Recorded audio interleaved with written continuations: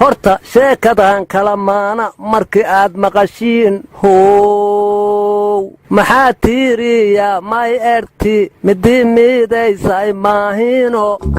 warnimayow maalintii alla keeno murugtii ka daran baa na dul taalla armasiiba waa dhici jirtay xaa maantana cusubood noo sheegaysa warniyow tamaanta dhacday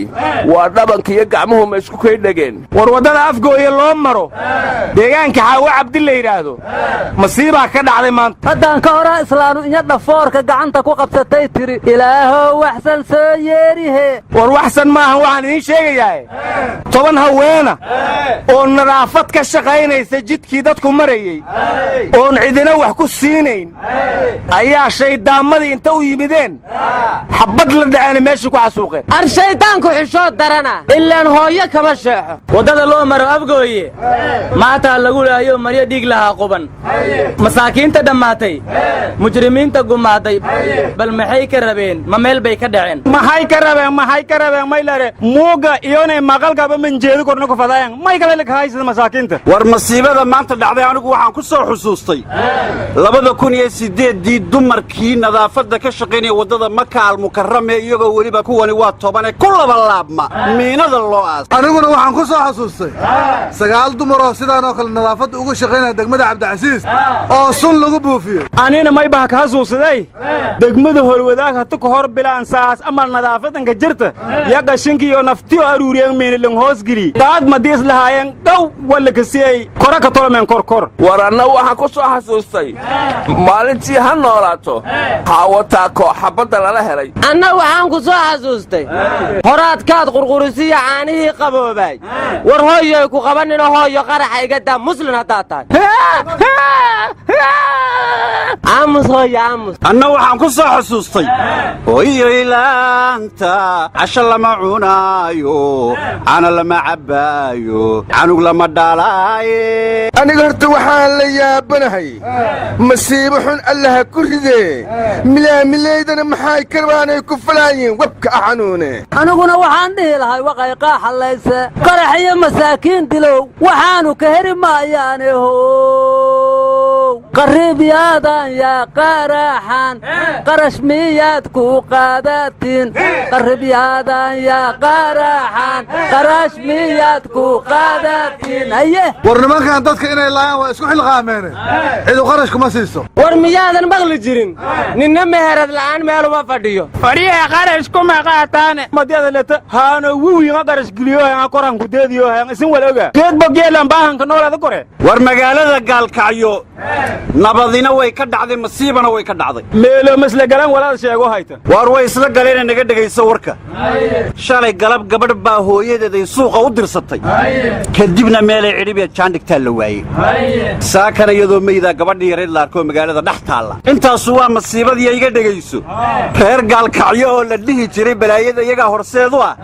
maanta dhammaantood way ka bannaan baxeen falkaas foosha xun ee gabadha lagu sameeyey markaa reer gaalkacyo oo qof la dilay dhammaantood ka wada bannaan baxay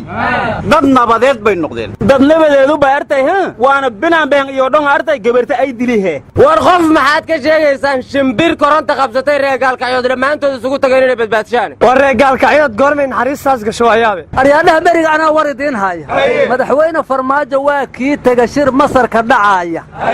ra'iisul wasaarihii ingiriiskuna waa ka soo qayb gashay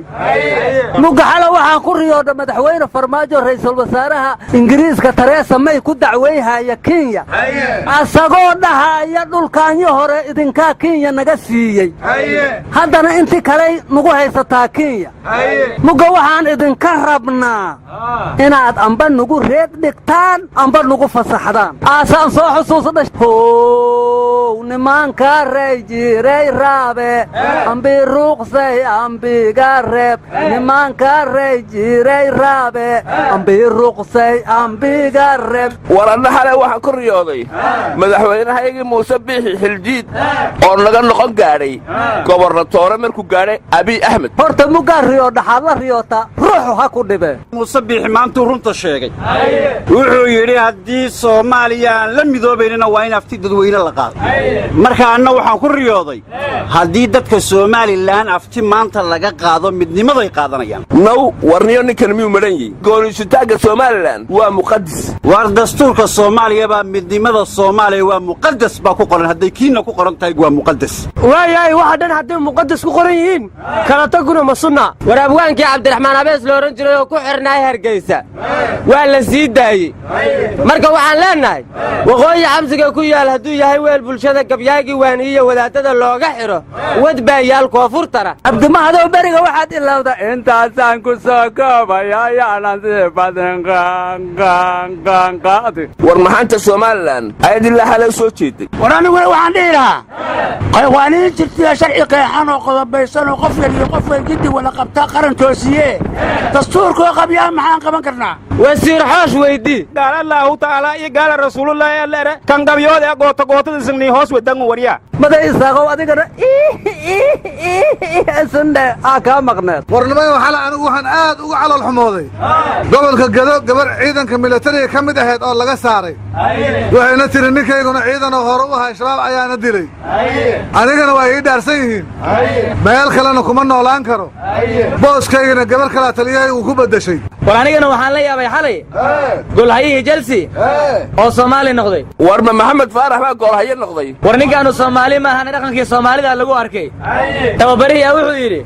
ka soo bax garoonka golhaye kala lagu bedelayaa isagana wuu diiday warkaas uu sugaa Soomaali run ee wahay wilbareer muduge wallahi aan ka bahayno billahi aan ka bahayno ayaarta maanta dhan u rafaadahay imankii leeyahay kaga soo bax bened weeye war naga taga dhismii tiyaatarku meel fiican buu marayaa laakiin waxa isweydiin leh Soomaalida fiiqataa fankiisina qaawisay tiyaatar hadii la furo falaash ma ka heesaya sida aan ka soo xigtay Maariyaha falaash kama heesi dooneen nin walba kartidiisa ayuu maalaya war arrin kale oo aniguna aan la yaabay oo dhalan Soomaaliya ka dhacday gobolka Amxaarada Itoobiya aroosa la maaga xabadaha loo rido aroosadii madaxa xabad lagu jabiyay dhagan jawaaye sababtoo mar dadka baabah lika dhigiya kasmaan kama bayahed farxadii arooska miyaa muruga ku dhamaatay warniyo miyaanad maqal farxadi waa naxdin war arrin kale oo la yaabay baan maqlay Sacuudigu safiirka Mareykanka u fadhiya gabadh buu ka dhigtay aasay fayda tamiya gabar Mareykan tagtay oo waliba madax laga dhigay maxaad kale ka sugaysaa wariga gabdhaha anagu waa fiican yihiin midda senatarka noqotay Ilhaan Cumar waxay tiri labiskayga ma bedelayo war maantooda ugu dambaysaa gabdha la laayo Soomaali gabdhaha saanu ma sameysay naga daayo beenta arrin Soomaaliyo ma layna qawaariijaa laysay dadka hanadi Soomaali kuma taalaan Soomaali ahayn wariyana dhalni niila dhalati niin dhahdi haani dhamaaw ilaahow dhulku lugooy waana dhulku si aamin ma ertaana warniyo ma waxa si bahadiya habeen eeganaysan waxaan wax ka dhidhiyaan rabaa iska eegan mayne aryaada ma horaan idin anigu wixii dhiig lahow ka